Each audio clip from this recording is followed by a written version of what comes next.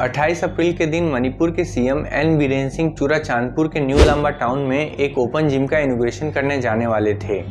लेकिन इससे पहले कि सीएम जिम का इनॉग्रेशन करने जा पाते, 27 अप्रैल के दिन चुराचांदपुर में मौजूद कुकी नागा ट्रैवल कम्युनिटी का एक ग्रुप हिंसक हो उठा। उस ग्रुप ने जिम और उसके आसपास के एरियाज में कई घरों को आग के हवाले कर दिया।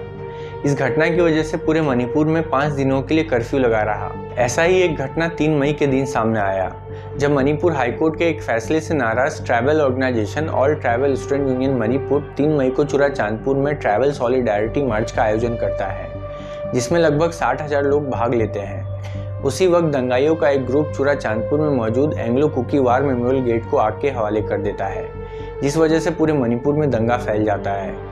दंगे में हजारों लोगों का घर जला दिया जाता है, लगभग 98 लोग मारे जाते हैं और कई हजार लोगों को अपना घर छोड़ के शेल्टर होम्स में जाना पड़ता है।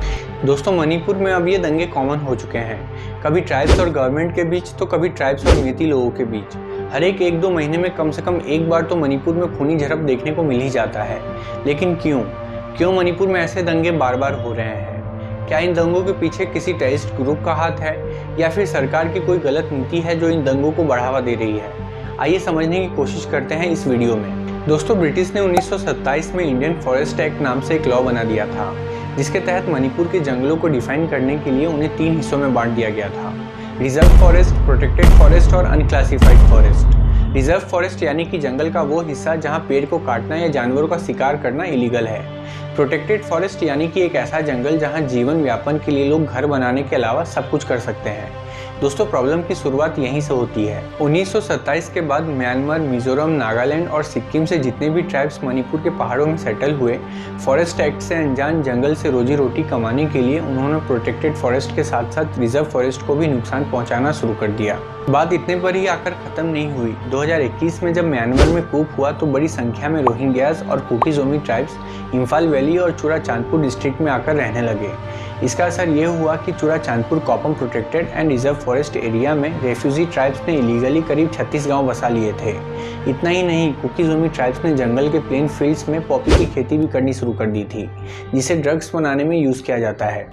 दोस्तों, यही वो वजह है जिसके कारण मणिपुर की गवर्नमेंट को अपने रिसोर्सेज बचाने के लिए इलीगल ट्राइब्स को जंगलों से हटाना पड़ रहा है।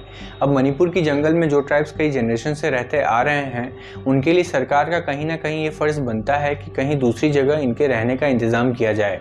लेकिन अनफॉर्चुनेटली सरकार की तरफ से ऐसा कोई कदम नहीं उठाया जा रहा है। दोस्तों, 1995 में सुप्रीम कोर्ट ने जंगलों में किसी भी तरह के एनक्रोचमेंट को इलीगल डिक्लेयर कर दिया था। अब बेघर ट्राइब्स इस लॉ के अगेंस्ट कोर्ट में अपील भी कैसे करते, इसलिए उन्होंने सरकार से नाराजगी जताने के लिए 27 अप्रैल के दिन ओपन जिम को आग के हवाले कर दिया था। दोस्तों, मणिपुर में 3 मई के दिन 27 अप्रैल से भी बड़ा दंगा हुआ था। आप लोगों को यह जानकर हैरानी होगी कि मणिपुर में इस दंगे की नींव आज से 100 साल पहले ही रख दी गई थी। दोस्तों, आज से 100 साल पहले मणिपुर को किंगलिपक किंगडम के नाम से जाना जाता था। किंगडम पर निंगथौजा डायनेस्टी का राज था और आज के मणिपुर की तरह ही पुराना मणिपुर यानी कि किंगलिपक किंगडम भी वैली और पहाड़ों के बीच बसा हुआ था। वैली में मोस्टली हिंदू मैतीज लोग रहते थे और पहाड़ों के उत्तर दिशा में नागा ट्राइब्स बसे हुए थे। किंगलिपक किंगडम को हथियाने के मकसद से नागा ट्राइब्स किंगडम पर बार बार अटैक किया करते थे। कुकी-जोमी ट्राइब्स नागा ट्राइब्स की तरह ही ताकतवर और बहादुर थे, इसलिए किंगडम को नागा ट्राइब्स के अटैक से बचाने के लिए ब्रिटिश पॉलिटिकल एजेंट मैकलच ने म्यांमार के चिन्हिल से कुकी-जोमी ट्राइब्स को वैली और पहाड़ों के बीच लाकर बसा दिया। कुछ समय के बाद जगह के लिए कुकी-जोमी और नागा ट्राइब्स के बीच झगड़ा होना शुरू हो गया। वर्ल्ड वॉर के दौरान ब्रिटिशर्स ने नागा ट्राइब्स की मदद ली थी। इसके बदले नागा ट्राइब्स ने ब्रिटिशर्स से एक अलग नागा स्टेट की डिमांड करनी शुरू कर दी। 1950 में नागाज ने NSCIN-IM नाम का एक मिलिट्री ग्रुप बनाया। इस ग्रुप ने ग्रेटर नागालैंड के सपने को हकीकत में बदलने के लिए नागा फ्रीडम मूवमेंट शुरू कर दिया, जिसे देखकर मेटीज ने भी 1964 में यूनाइटेड नेशनल लिबरेशन फ्रंट नाम का एक मिलिट्री ग्रुप बनाया और इंडिया से मणिपुर के इंडिपेंडेंस की डिमांड करने लगा। कुकी-जोमी ट्राइब्स भी कहाँ पीछे रहने वाले थे। उन्होंने भी 1990 में अपने आप को मिलिट्रिलाइज कर लिया और फिर बंदूक के दम पर इंडिया के अंदर ही एक सेपरेट कुकी लैंड की डिमांड करने लगे। एक जगह मैतीज को पूरा मणिपुर इंडिया से अलग चाहिए था और दूसरी जगह कुकी-जोमी ट्राइब्स को मणिपुर के अंदर ही एक सेपरेट कुकी लैंड चाहिए था। इसी वजह से कुकी-जोमी ट्राइब्स और मेटीज हमेशा के लिए एक दूसरे के अगेंस्ट हो गए। इसके बाद 1990 में कुकी-जोमी और नागा ट्राइब्स के बीच जगह के लिए बहुत बड़ा झगड़ा शुरू हो जाता है। जो 1993 आते आते इतना बड़ा हो जाता है कि एक ही दिन में कई सौ कुकी जोमी ट्राइब्स मार दिए जाते हैं। इसके बाद कुकी जोमी ट्राइब्स के दो militant group, Kuki National Army और जोमी रेवोल्यूशनरी आर्मी, सामने आते हैं और नागाज से लगभग 2007 तक लड़ते रहते हैं। फिर 2008 में मणिपुर में हिंसा खत्म करने के लिए मणिपुर गवर्नमेंट नागाज और कुकी जोमी मिलिटेंट ग्रुप के साथ tripartite suspension of agreement sign करती है। इस एग्रीमेंट के बाद गवर्नमेंट फोर्सेज और मिलिटेंट ग्रुप्स एक दूसरे पर अटैक करना बंद कर देते हैं। इस एग्रीमेंट के बावजूद नागाज ग्रेटर नागालैंड की डिमांड पर अभी तक अड़े हुए हैं। अब मेटीज को इस बात का डर सताने लगा है कि कहीं नागाज ग्रेटर नागालैंड बनाने के लिए सेनापति और उखरुल डिस्ट्रिक्ट्स के साथ साथ वैली को भी हथियाने की कोशिश ना शुरू कर दे।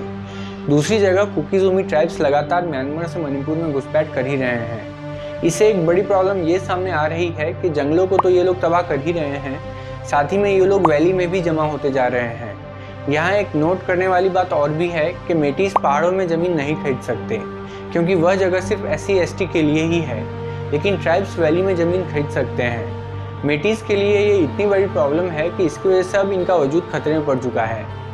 इसी वजह से 2006 से लेकर 2012 के बीच मेटीज ने सरकार से मणिपुर और म्यांमार के बीच इनर लाइन परमिट लागू करने की मांग की ताकि म्यांमार और बांग्लादेश से अवैध घुसपैठ रुक सके। ILP यानी कि एक ऐसा परमिट जिसकी मदद से कोई भी इंडियन मणिपुर के अंदर घुस सकता है। अनफॉर्चुनेटली ILP लागू होने के बाद भी दोनों देशों से ट्राइब्स और रोहिंग्यास का अवैध घुसपैठ जारी है। इस घुसपैठ के आधार पर 2012 में मेटीज ने पहली बार कोर्ट से ST स्टेटस की मांग की। इस केस की सुनवाई होते होते 10 साल बीत गए, लेकिन फिर 19 अप्रैल 2023 का वह दिन भी आया जब मणिपुर हाईकोर्ट ने पहली बार मेटीज के हक में फैसला सुनाते हुए स्टेट गवर्नमेंट को ये ऑर्डर दिया कि वो 4 हफ्ते के अंदर सेंट्रल गवर्नमेंट से मेटी कम्युनिटी के लिए ST स्टेटस की मांग करे। दोस्तों, यहाँ से ये पॉइंट तो क्लियर हो गया कि मेटीज को ST स्टेटस दिलाने के लिए हाईकोर्ट ने ऑर्डर पास क्यों किया था।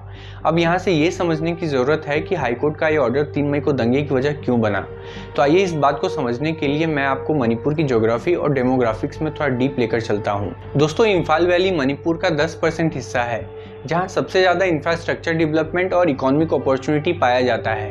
यहीं पर मणिपुर स्टेट के 64% पॉपुलेशन का घर बसा हुआ है, जिसमें की मेजॉरिटी में मेटीज कम्युनिटी के लोगों का घर है और थोड़ी बहुत संख्या में मेटी पंगाल मुस्लिम और कुकी नागा ट्राइब्स भी वैली में बसे हुए हैं। मणिपुर के लेजिस्लेटिव असेंबली में 60 में से 40 MLA हर बार वैली से ही चुने जाते हैं। मणिपुर का 90% हिस्सा पहाड़ और जंगलों से ढका हुआ है, जहां स्टेट के 46% पॉपुलेशन का घर पाया जाता है। यहाँ टोटल 33 रिकॉग्नाइज्ड ट्राइब्स की जातियाँ हैं, जिन्हें पहचानने के लिए any Naga and any Kuki tribe का नाम दिया गया है। नागा ट्राइब्स नागालैंड और आसाम के रहने वाले माने जाते हैं, वहीं पर कुकी जोमी ट्राइब्स मिजोरम और म्यांमार के रहने वाले माने जाते हैं। लेकिन अनफॉर्चुनेटली मणिपुर के इस 90% हिस्से से सिर्फ 20 MLA ही हर बार लेजिस्लेटिव असेंबली में चुने जाते हैं। इम्फाल वैली में पढ़े लिखे मेटीज की संख्या सबसे ज़्यादा है, इसीलिए इकोनॉमिक अपॉर्चुनिटीज़ भी उनके लिए ज़्यादा है। मेटीज लोगों की भाषा 8 शेड्यूल ऑफ इंडियन कॉन्स्टिट्यूशन के तहत हमारे संविधान में रजिस्टर्ड किया गया है। इसी वजह से मेती कम्युनिटी को 80% सरकारी योजनाओं के फ़ायदे मिल जाते हैं, जो एक SC/ST को मिलता है। अब अगर मेटी कम्युनिटी को SC स्टेटस मिल जाता है तो मेटीज पहाड़ी एरिया में भी ज़मीन खरीद पाएंगे, जो अभी तक पॉसिबल नहीं था। मेटीज वो सारे गवर्नमेंट जॉब भी ले पाएंगे जो अभी तक सिर्फ SC/ST के लिए ही था। वहीं पर चूरा चांदपुर के पहाड़ों में सदियों से रहते आ रहे Kuki Zomi Naga tribes mostly uneducated है, इसीलिए खेती, जंगल और सरकार से मिलने वाले फ़ायदों के अलावा उनके पास और कोई इकोनॉमिक अपॉर्चुनिटीज़ नहीं है। यही वजह है कि चूरा चांदपुर को मणिपुर का सबसे गरीब डिस्ट्रिक्ट भी कहा जाता है। अब अगर मेटीज पहाड़ों पर भी ज़मीन खरीदने लगे तो वहाँ इनकी आबादी बढ़ने की वजह से ट्राइब्स के लिए इनकम रिसोर्सेज की और भी कमी हो जाएगी। लेस एजुकेटेड होने की वजह से SC/ST गवर्नमेंट जॉब जो ट्राइब्स को अभी तक आसानी से मिल जाया करती थी, वो अभी मेटीज की वजह से इनसे दूर हो जाएगी। दोस्तों, यही सब वो प्रॉब्लम्स हैं जिसे सुलझाने के बदले कोर्ट के ऑर्डर ने और भी उलझा दिया है, जिसकी वजह से 3 मई को इतना बड़ा दंगा हो गया और कई लोगों की जान चली गई। दोस्तों, आपको ये फैक्ट जानकर कैसा लगा हमें कमेंट में ज़रूर बताएं और साथ ही साथ हमारे चैनल को लाइक, सब्सक्राइब और शेयर करना ना भूलें। दोस्तों, अब मिलते हैं अगले फैक्ट के साथ। तब तक के लिए नमस्कार और जय हिंद।